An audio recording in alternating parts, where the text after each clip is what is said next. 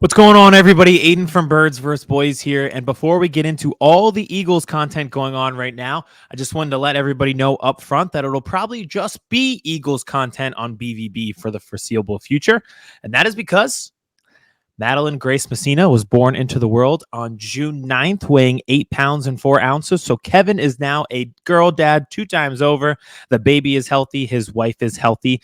Congratulations to the Messinas on baby number 2. So Kevin is on dad duty. We congratulate them. We'll hold it down on the podcast while he's taking care of the family, but just wanted to give everybody that heads up front that it's going to be mostly Eagles content here in the short term.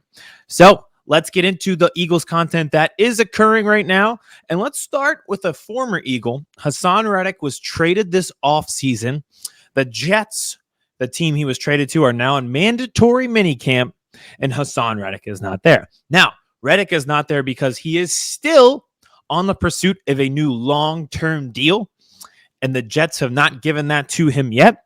And I just wanted to get into this first because obviously it impacts the Eagles in the sense of why they traded Reddick, the Bryce Huff situation, and just overall teams projecting to the future.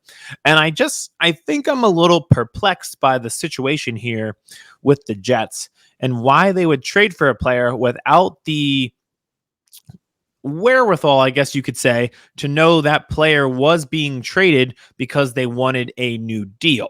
And a lot of times you see in the NFL, and we can call this collusion, we can call it whatever we want, the deals are agreed upon immediately upon being traded. So we know that these teams and these agents are talking to the teams. And honestly, a lot of times the teams allow players and their agents to explore trades. The Eagles have done that in the past, including with Reddick. While under contract with the Eagles, letting them go out and talk to teams and see if they could secure a better deal elsewhere and then work out that trade for him. On the flip side, the Eagles did that while trading for A.J. Brown. They traded for him on draft night and had that long-term extension set up for him. Another good example of that is Tyreek Hill. He was traded from the Chiefs to the Dolphins. They had that long-term deal locked up for him then. The Jets have not seemed to have done that for Haason Reddick, and that's really confusing to me because Reddick has been one of the top 3 pass rushers in terms of production the past 3 seasons, double-digit sacks each of the past 3 years. He wasn't being traded for a talent type of perspective. He was being traded for this sole reason. And honestly, it tanked his trade value in general because everyone knew he was looking for a long-term deal, and the Eagles couldn't find a partner in terms of value for Reddick because of that contract situation. And now the Jets didn't have a long-term deal lined up for him, and he's not there. It's the whole reason he ended up a New York Jet in the first place is because of the long-term contract situation. So if you weren't prepared to offer to him, why did you trade for him in the first place? I just find it to be a very perplexing and confusing situation to see the Jets end up in this, knowing this entire time the reason he made it onto your team is because he wanted that long-term extension. So we'll see if that gets worked out. But for it not to be worked out automatically, just a very, very confusing situation to me. And I think if you're a Jets fan right now, I'm sure we get more Cowboys and Eagles fans than anything else. But if there's Jets fans watching, I'd love to know where they sit with the franchise because it feels like they have a good team, and yet we're constantly talking about this off the field stuff where, like, you traded for Haason Reddick because he wanted a long-term deal and wasn't getting it from the Eagles, and now he's absent from mandatory minicamp because he's not getting a deal. Oh, by the way, the quarterback is also absent from mandatory minicamp, and it's an unexcused absence, and the coach made a point to go out of the way to know that they knew that he was going to be absent, and it was still unexcused.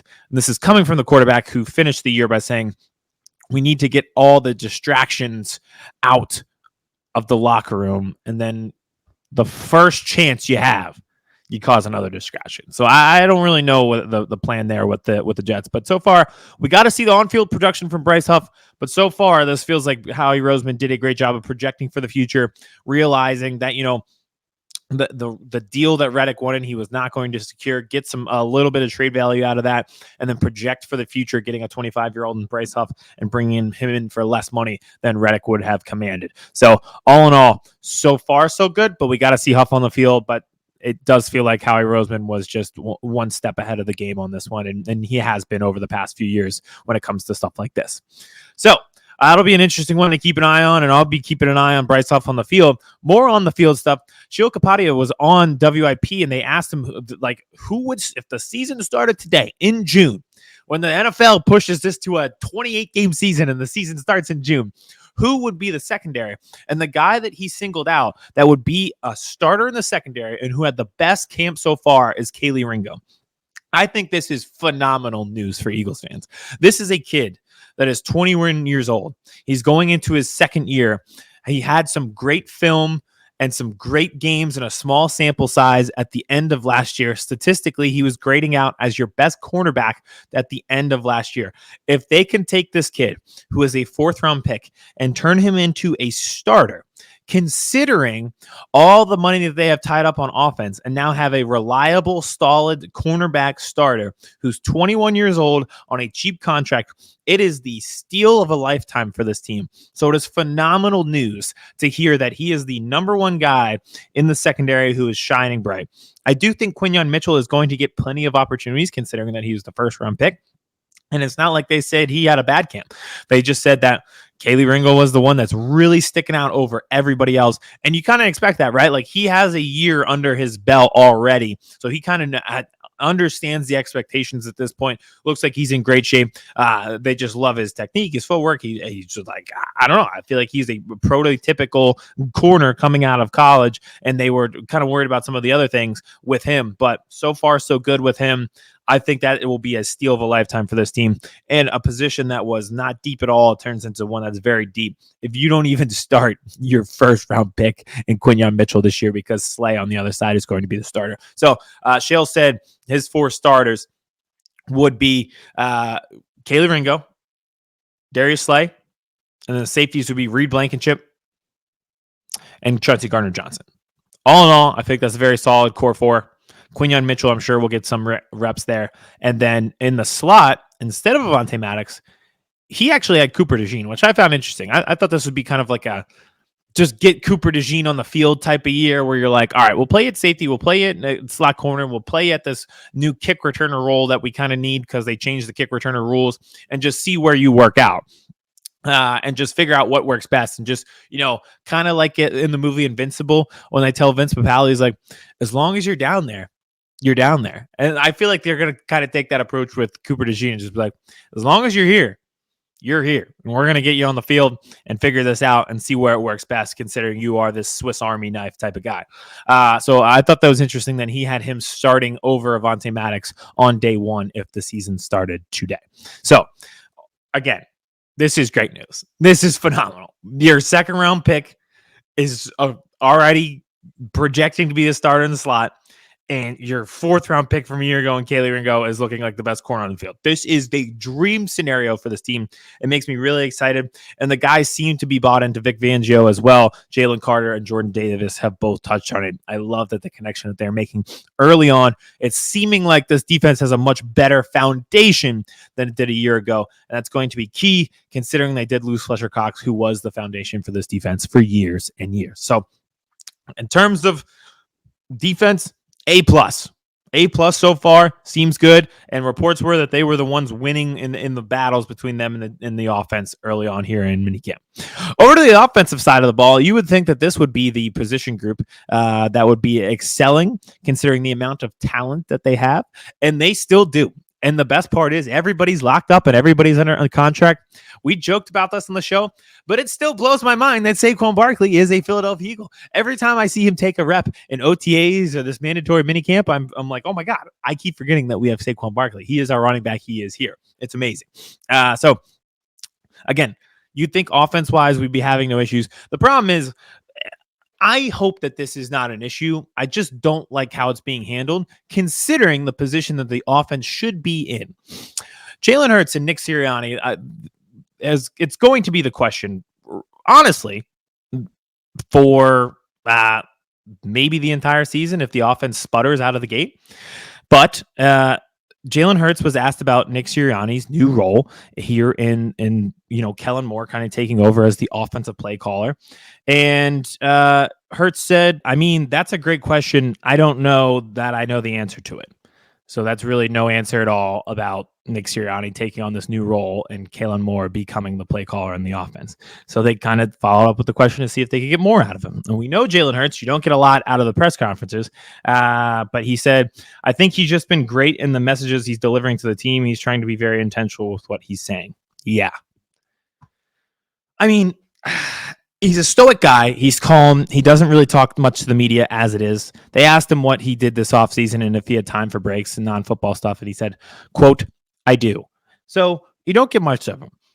But again, it just feels like a very easy place where you could give a short, stoic answer and support your coach and be like, yeah, he's handling it well. He's good. You can say he's consistent with the messaging. That part's fine. And just give a display that you are one cohesive unit. Because when the year ended, people wanted the coach fired and people were questioning your leadership style. People are going to question your leadership style again because you're not supporting the coach. You guys have to be a cohesive unit. I hate that we're talking about this in June. There is no reason for there to be any semblance of drama when it comes to this offense. You have been put in one of the best positions possible as an offense. They went out and locked up all of the talent around you. They went out and got a better offensive coordinator. They went out and got a running mate in Saquon Barkley next to you. Everybody on that offense is above average talent. They have done a phenomenal job putting together one of the best offenses in the league right there. And we're sitting here talking about the dynamic between you and Nick Sirianni. Why? Why with this level of offense are we allowing these questions in the door?